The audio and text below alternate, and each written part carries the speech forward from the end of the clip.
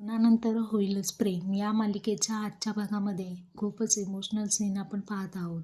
तर नंदिनी घर सोडून गेल्यामुळे जेव्हा पूर्णपणे इमोशनल झालेला असतो, तो हताश होऊन नंदिनीच्या आठवणींसोबत रमलेला असतो. त्याच्या डोळ्यांमधून पाणी येत असतं.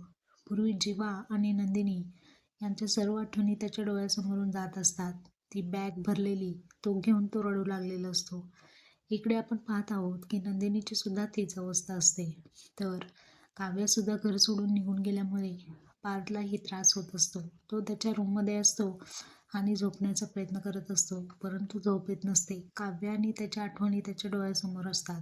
तो अंथरूण उचलून खाली सोफ्यावरती येऊन झोपतो. इकडे आपण पाहत आहोत काव्याची सुद्धा तीच अवस्था असते. तर पार्थला समजावण्यासाठी मानिनी तिथे येते.